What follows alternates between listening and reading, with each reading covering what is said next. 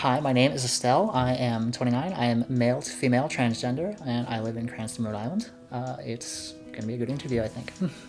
When I was 7 years old in elementary school, I had the thought, like, it might be fun to be a girl. I wonder what that would be like. And it popped on and off every so often, and I thought it was normal. It was just a sort of growing up thing. But when I turned 12, and puberty started to hit, and I watched all of my friends, who were mostly girls, they started to grow up and they started to gain, their curves, they started their longer hair, and they really, started becoming more graceful and beautiful.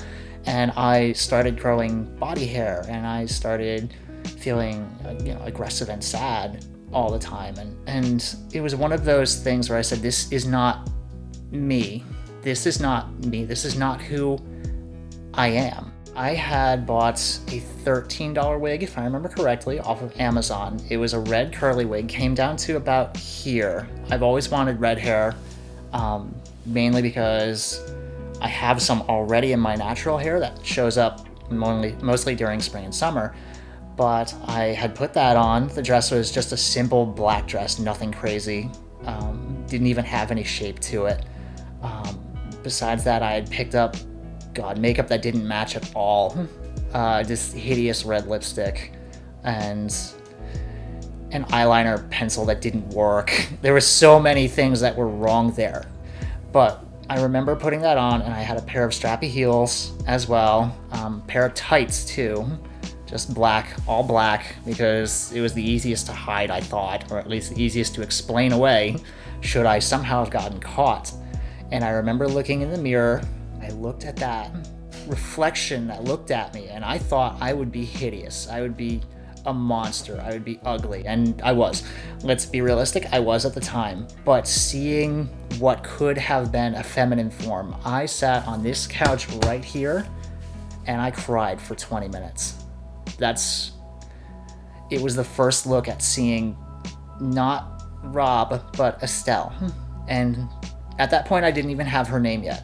I knew she existed, and I knew she was in my heart, and I knew that's who I was, although she was caged and chained up for the most part. But that moment of breaking, and I said there is absolutely no way forward, like I had mentioned earlier, that wasn't without her or becoming her, and it turns out, yes, that is exactly who I am. To those who are struggling with their gender identity, please, I implore you, for all intents and purposes, I hope for you. Just give yourself the freedom and the love to play in that space. It doesn't have to be extreme. Just try something. Any little bit. If you are feminine and you want to be masculine, do that. Dress masculine if you want. If you are masculine and you want to dress feminine, do that. If you have that comfort in your own home, give yourself that freedom, that love. If you've been thinking about it, if you have at all had a thought, if you've had a dream, if you've, for even 1 second, looked at yourself and said, maybe something could be different, give yourself that opportunity. It only takes that one opportunity for you to try. If you don't like it, you don't have to commit. You don't have to say, yeah, I'm gonna go all the way. I've got this planned out for the next 5 years. Just give yourself the freedom and the space and the love to say, maybe I could be this. Right now, I have a support group I go to. They've been fantastic. I have an Instagram account where all of us trans people kind of banded together. We support each other through and through. It's been utterly fantastic. If you're having a bad day, you'll get 5 or 6 messages saying, hey, I hope your day is better. Do you want to talk about it? If you have something good happen, you'll get 5 or 6 messages saying, hey, that's awesome. It's awesome. You're rocking it. Do you? Any photo that you upload, you'll get love and support from your friends and I'd almost call them family at this point. They are. I honestly don't know where I would be without them because it's been a long journey. I actually, as of this day, have been on Instagram as Estelle for 1 year. Originally, I was closeted, and that was kind of an escape to find a community, find people who are like, it's okay, to find people who have that community that I could say, yeah, maybe this is something for me.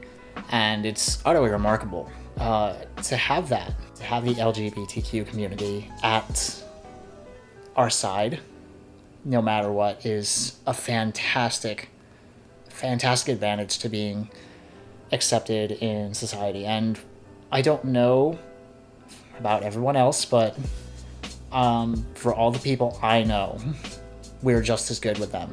We will absolutely come and lift them up if they're having a bad day. We will come and scream from the rooftops, at people who have wronged them. We will absolutely stand with them in their fight because we are unified all as one.